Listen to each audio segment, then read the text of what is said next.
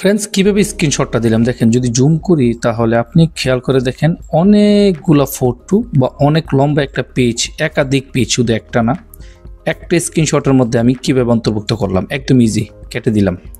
এটা কিন্তু আবার স্ক্রিনশটের ফটোটা, ওকে, লম্বা একটা, একদম ইজি করবেন। প্রথমে আমি গুগলে চলে গেলাম, লিখলাম বাংলাদেশি নিউজ পেপার।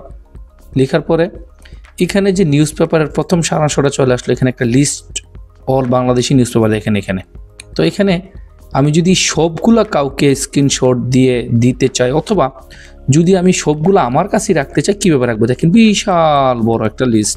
তো শর্টকাটে আপনি কি করবেন, মাউসটাকে এখানে নিয়ে মাউসের রাইট সাইডে ট্যাপ করবেন, একদম নিচে লেখা রয়েছে ইন্সপেক্টের মধ্যে একটা ট্যাপ করবেন। তো এইখানে দেখতে পাচ্ছেন এই যে মাউসটা নেওয়ার সাথে সাথে টকি ডিভাইস টুলবার, এটাকে আপনি যদি না পান তাহলে আপনার কিবোর্ডের মধ্যে গিয়ে লিখবেন Ctrl+Shift+M, ওকে। ট্যাপ করার সাথে সাথে কিন্তু এটা চলে আসবে। এখান থেকে এটার সাথে দেখতে পাচ্ছেন 3টা ডট পিন, মোর অপশন, এখানে ট্যাপ করবেন। করার পরে এই যে এরকম লম্বা একটা লিস্ট চলে আসবে। এখান থেকে লেখা দেখতে পাবেন ক্যাপচার ফুল সাইজ স্ক্রিনশট। এই ফুল সাইজ স্ক্রিনশটের মধ্যে একটা ট্যাপ করবেন, যেমনটা আমি করে ফেললাম।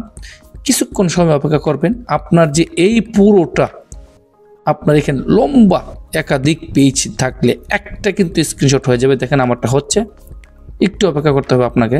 দেখেন এখানে কিন্তু চলে গেল। আর আমি এই যে ডাউনলোডের অপশন এখানে ট্যাপ করব, এবং এখানে দেখতে পারতেছেন এই যে ডান, আমারটা কিন্তু হয়ে গেল।